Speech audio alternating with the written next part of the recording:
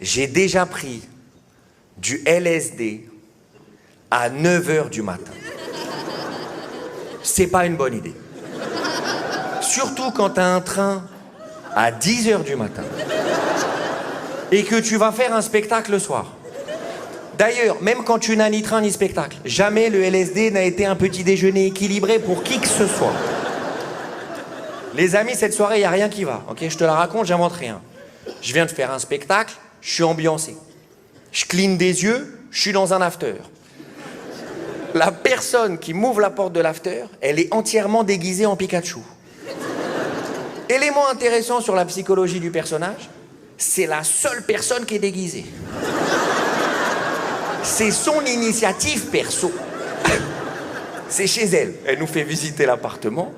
Et dans l'appartement, il y a un vivarium. Tout le monde voit ce que c'est un vivarium? Pour ceux qui ne voient pas, c'est très simple. C'est comme un aquarium, sauf qu'il n'y a pas d'eau dedans. Et souvent, il y a un animal bizarre, il te regarde comme ça. On regarde dans le vivarium. Il n'y a personne. Nous, on lui dit, il n'y a personne dans le vivarium. Elle nous dit, bah si, il y avait un serpent, mais ça fait 2 jours, on ne sait pas où il est. Et ça t'inquiète pas, Pikachu. Il y a un serpent en liberté, donc after.